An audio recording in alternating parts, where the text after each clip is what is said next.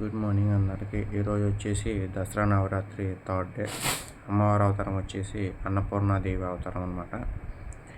And మనకు తెలిసిందే Annapurnadevi means nothing but మనకి అందరికీ అన్నం అంటే నాట్ ఓన్లీ ఫుడ్, మనకు సకల సౌకర్యాలు చూసేవాళ్ళు అనుకోవచ్చు అనమాట. మనము దుర్గమ్మ తల్లిని చాలా అవతారాలు కొలుస్తాం. అందులో అన్నపూర్ణ అవతారం అయితే చాలా ఫేమస్. అండ్ అన్నపూర్ణమాత గురించి ఎంత చెప్పుకున్నా తక్కువే, ఎందుకంటే ఆవిడ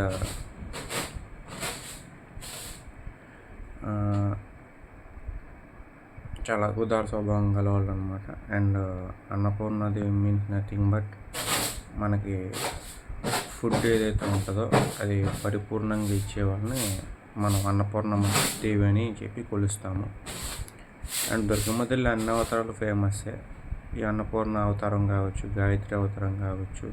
కాకపోతే ఏంటంటే కొన్ని పీస్ఫుల్ అవతారాలు ఉంటాయి. లైక్ ఇలా అన్నపూర్ణమ్మదేవి కావచ్చు, లేకపోతే సరస్వతీదేవి కావచ్చు, లక్ష్మీదేవి అవతారం కావచ్చు. ఇలా కొన్ని పీస్ఫుల్ అవతారాలు ఉంటాయి. కొన్ని వైలెంట్ ఉంటాయి. లైక్ కాళికామాత, ఆవిడనే భద్రకాళి అంటాం మనం. దుర్గమ్మ తల్లి అవతారము అండ్ చండశాసిని అంటాం కదా, అవతారం అనమాట. అండ్ నథింగ్ బట్ చండశాసిని అంటే చండి అవతారం కావచ్చు. ఇట్లా కొన్ని భయంకరమైన అవతారాలు ఉన్నాయి అన్నమాట అమ్మవారికి కూడా.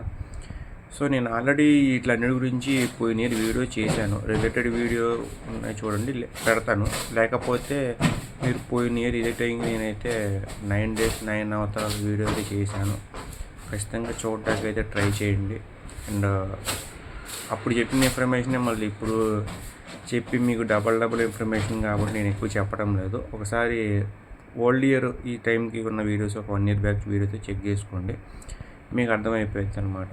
సో రిలేటెడ్ వీడియో కూడా రోజు పెడతా ట్రై చేస్తాను, సో చెక్ చేసుకోండి. Thank you so much. And all of you wish happy Dussehra Navaratri third day and happy Dussehra. Thank you.